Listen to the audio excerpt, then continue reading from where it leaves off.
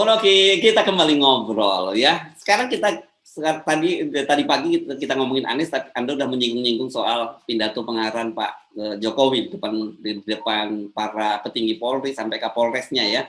Dan itu baru dirilis ya, itu kan pertemuannya hari Jumat pukul 2 siang, tapi pidato resminya, pengarahan resmi Pak Jokowi itu baru dirilis hari Sabtu, itu Sabtu sekitar pukul 10 pagi, jadi pagi menjelang siang. Jadi hampir 24 jam baru dirilis, dan kita akhirnya tahu apa sih sebenarnya menjelaskan mengapa Pak Jokowi terkesan sangat marah dan mengumpulkan para polisi dan dipelonco, nggak boleh pakai tongkat komando, nggak boleh pakai topi, nggak boleh pakai handphone dan sebagainya gitu ya. Dan kita lihat ekspresi Pak Jokowi itu memang menunjukkan kemarahan dan kegeraman gitu. Tetapi kemudian di media sosial saya menangkap hal yang menarik. Satu, ternyata kemudian nggak lama muncul video-video bagaimana polisi masih berlaku arogan, pakai jalan macet, dia membunyikan sirine kencang-kencang dan itu diviralkan. Dan dia bilang ini Pak Jokowi suruh lihat gitu. Kedua, ini ada di Luwu. Nah ini yang menarik ini. Di Luwu ini Sulawesi Selatan. Dan rupanya ada seorang polisi, bukan seorang, kita nggak begitu menceritakannya. Polres Luwu dicoret-coret dengan pilok itu tulisannya saran korupsi dan banyak tulisan lain. Dan kemudian ketahuan yang mencoret itu adalah anggota polisi sendiri, pangkatnya Aibda seingat saya ya. Dan kemudian diberi penjelasan bahwa dia sakit jiwa, gitu, bahwa yang coret-coret ini. Yang menariknya kemudian netizen bilang sebenarnya yang sakit jiwa yang korupsi atau si yang mencoret itu gitu. Ini menurut saya satir dari publik luar biasa ini. Kita mungkin bisa menduga bahwa ya mungkin dia frustrasi. Tapi kalau dia sakit jiwa masa dia nulis apa dia sakit jiwa karena menulis Polres itu atau polisi itu saran korupsi. Itu pasti dia baru habis baca berita nasional kan bahwa kekayaan para polisi itu gila-gilaan, lalu dianggap itu korupsi itu. Jadi sebelum dinyatakan dia sakit jiwa, tes dulu dia. Jangan-jangan dia tes urin lah. Jangan-jangan dia dalam keadaan sakau nulis itu kan. Nah orang yang sakau juga nggak mungkin punya sinisme semacam itu tuh.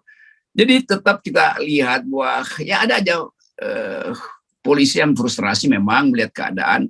Ada yang tetap merasa ya udahlah, toh ini udah di ujung pergantian politik nanti, lakukan hal yang biasa aja tuh, bentak-bentak rakyat masih berlangsung, kawal-kawal pejabat dengan menghalangi hak rakyat jalan raya masih berlangsung. Tetap itu terjadi lepas dari apa yang disebut tadi kemarahan Pak Jokowi itu. Jadi kalau ada seorang Aibda itu kemudian melakukan hal yang dianggap tidak dalam pakem, justru netizen puji-puji itu kan itu artinya kan. Jadi selalu ada yang disebut bandit rakyat, kira-kira begitu dalam penelitian Ben Anderson dulu. Ada disebut bandit rakyat. Jadi itu ya tokoh yang dianggap bandit kriminal tapi dia dielulukan semacam pitungisasi di dalam politik Indonesia kan. Orang yang lagi si pitung yang berupaya untuk kasih pesan moral. Demikian yang terjadi di Luwuk juga begitu sebetulnya. Ada seseorang yang akhirnya jadi kanal dari masyarakat Indonesia untuk lihat bahwa memang itu kritik internal sebetulnya dari seseorang anggota kepolisian yang walaupun disebut sakit jiwa, tapi yang dia kritik itu benar. Jadi yang dia lakukan itu hal yang waras sebetulnya tuh, walaupun dia anggap ini ngerusak instansinya sendiri tuh coret-coret Mapolres.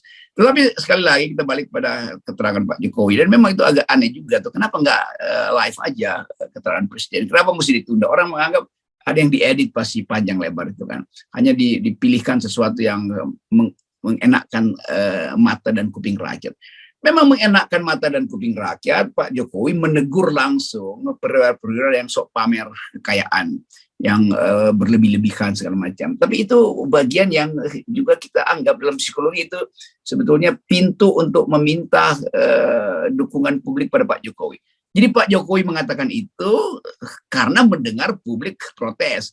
Jadi sebetulnya nggak ada poinnya lagi kan. Publik udah protes duluan kok. Semua hal yang terangin Pak Jokowi dari baju mewah siapa namanya itu pejabat yang Versace lah, jam tangan yang kemudian dikuliti oleh udah terjadi. Burberry, bajunya Burberry. Iya, Burberry segala macam itu kan itu udah terjadi dan ngapain udah kira-kira 5 bulan lalu itu peristiwa kok Jokowi baru manggil sekarang. Jadi juga terlambat presiden kan, karena bagi publik ya presiden minta apa nggak minta kita juga udah tuntut kok. Nah itu sebetulnya masalah pertama. Jadi presiden menunggangi keresahan rakyat lalu mengucapkan langsung di depan polisi. Nah itu juga polisi juga bisa tersinggung tuh. Iyalah kita udah berubah kok. Beberapa toko yang biasa pakai baju mewah sekarang pakai batik murahan, kira-kira begitu. Tapi kan itu nggak mengubah kekayaan mereka kan. Pak Jokowi cuma kasih tahu ya jangan pamer. Iya nggak usah pamer, itu berarti kekayaannya tetap berlimpah tapi tidak pamer. Poinnya kekayaannya dari mana? Itu yang dituntut oleh publik tuh. Itu bagian pertama yang saya anggap ya itu terlambat lah Pak Jokowi. Kalau hanya ingin memamerkan bahwa presiden marah terhadap kemewahan, yang ngapain mesti kumpulin ke Jakarta tuh segala macam. Yang kedua yang lebih penting sebetulnya yang saya anggap dari awal sebagai peralatan terakhir Pak Presiden, yaitu memanfaatkan atau meminta polisi untuk menjaga keamanan. Dan itu juga mendua tuh, karena saya melihat Pak Jokowi justru memberi sinyal untuk memelihara stabilitas at all cost. Jadi itu bisa mendua tafsirnya kan. Nanti kan dianggap ini pemilu nggak boleh ada yang mengganggu. Loh, pemilu yang nggak jujur mesti diganggu. Itu masalahnya tuh. Jadi bahaya kalau Pak Jokowi perintahkan selamatkan pemilu. Oh iya, kalau pemilunya jujur. Tapi dalam banyak hal orang masih punya memori yang 5 tahun lalu bahwa pemilu nggak jujur, bahwa kekerasan aparat justru berlangsung di hari-hari pemilu tuh. Itu intinya. Itu yang saya terangkan kemarin bahwa polisi mengandalkan tongkat komando Pak. Polisi itu dipakai untuk menggebuk rakyat lagi tuh. Tafsir saya begitu. Dan nanti orang bilang, wah itu kok, ya memang. Karena kelihatannya Pak Jokowi nggak punya lagi peralatan dari masyarakat sipil. Pemilu itu jujur kalau 0%. Pemilu itu jujur kalau KPU diangkat secara masuk akal. Pemilu itu jujur kalau Mahkamah Konstitusi mau mendengarkan protes publik. Bukan pemilu itu jujur kalau aparat keamanan turun habis-habisan. Itu bahaya loh. Jadi saya melihat ada semacam sinyal otoritarianisme dalam acara pemanggilan para polisi ini. Itu yang saya sebagai warga sipil menilai itu, dan itu yang harus kita waspadai justru. Tetap pemilu itu adalah pesta masyarakat sipil. Oleh karena itu jangan pakai istilah stabilitas nasional, nggak ada. Stabilitas nasional itu terganggu kalau pemilunya tidak jujur justru. Jadi itu hal yang disembunyikan sebetulnya, dan saya bisa baca itu secara terbalik bahwa itu artinya mengumpulkan aparat kepolisian yang kemudian jadi ancaman nanti bagi demokrasi itu. Yes. Lain kalau kepolisian betul-betul dari awal lakukan pembedahan internal lalu melapor pada Pak Jokowi, kami sudah siap mengawal pemilu karena peristiwa Sambo segala macam sudah kami selesaikan. Itu masalahnya. Jadi dimensinya berbeda tuh. Kejujuran harus datang dari aparat sendiri, bukan diperintahkan oleh kekuasaan. Ya, dan saya ingat persis kalimatnya Pak Jokowi kemarin yang menyatakan bahwa pentingnya menjaga soliditas gitu ya, soliditas antara TNI, antara Polri, kemudian soliditas dengan TNI. Dan menurut beliau kalau ini kita solid, semua yang bisa dilakukan, dan jangan kalau ada yang macam-macam tegas saja. Nah, gitu. Kalau ada yang mau ganggu, tegas saja. Itu bahasa Pak Jokowi seperti itu. Itu kan sinyal sebenarnya. Dan saya menangkap juga padahal kemudian publik ketika kolom-kolom komentarnya itu, bahkan di kolom channel YouTube-nya Setpress pun memberikan komentar itu yang dengan tepat menyatakan, loh, selama ini kan polisi sudah menjadi alat kepentingan politik dari penguasa gitu, dan punya saham penting dalam pemenangan Pak Jokowi pada Pilpres kemarin. Itu tegas disebut begitu oleh para netizen. Ya itu, netizen masih ingat peristiwa-peristiwa yang lalu itu, dan biasanya para analis, bahkan analis dunia mencoba menafsirkan itu tegas aja.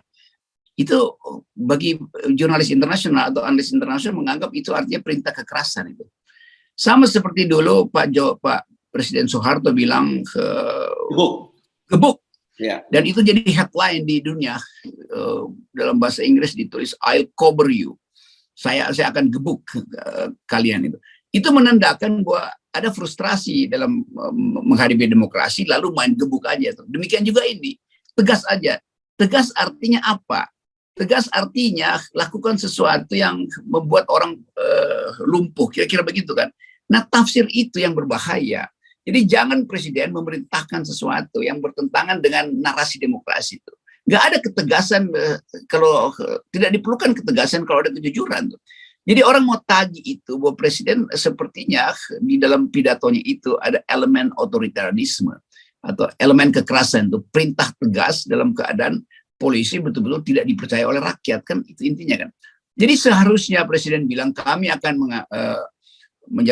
menjalankan demokrasi, di dalamnya pasti ada keresahan karena soal ekonomi, soal kegagalan sivil, kegagalan mengakrabkan kewarganegaraan, dan itu pasti ada ketegangan. Maka mari kita sama-sama perbaiki polisi supaya polisi bisa bertindak sebagai penjaga demokrasi. Itu mestinya bahasanya. Kalau saya juru bicaranya, saya pakai itu, atau kalau saya menyumbang konsep, saya akan pakai begituan untuk konsep itu. Bukan datang lalu melucuti polisi dengan nggak boleh buat tongkat segala macam, lalu diperintahkan untuk tegas. Jadi pakai tongkatmu untuk tegas. Itu juga mendua. Jadi sekali lagi, masalah internal polisi, soal etika polisi, soal arogansi segala macam-macam, itu dibenahin dulu, baru rakyat percaya bahwa polisi akan melindungi rakyat masuk ke kotak suara mengikuti pilihan nuraninya pada seseorang, bukan di ujung gang udah dihalangi atau dibisikin pilih ini ya pilih itu ya.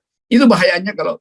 Jadi kita akan minta keterangan lebih lanjut yang dimaksud dengan tegas apa, dikaitkan dengan keadaan polisi sekarang dan ketegangan masyarakat. Islamofobi masih beredar, disparitas ekonomi makin tinggi itu. Nah, soal-soal itu yang harusnya diulas oleh para analis, bukan sekedar memberitakan bahwa oh presiden minta ketegasan. Kan banyak juga jurnalis yang segera jadi juru bicara istana lalu menganggap oh itu diarahkan pada Anies, itu diarahkan pada Islam. Kan itu bahayanya.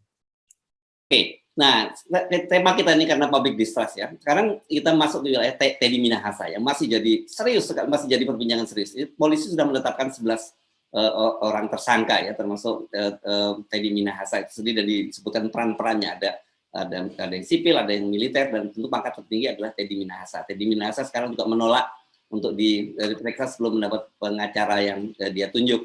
Nah, tetapi yang justru saya ingin kita bahas itu adalah ini kan kelihatannya coba kasus Teddy Minahasa ini coba digunakan oleh kepolisian untuk semacam apa ya, komunikasi politik bahwa kita serius loh menangani dua soal yang jadi amanat Pak Presiden kemarin, narkoba dan judi online kan gitu. Makanya kemudian Teddy Minahasa ketika Pak Listio Sigit menyampaikan pengumuman kasus satu Teddy Minahasa dan kedua judi online, si Apin yang dari Medan yang ditangkap di Malaysia.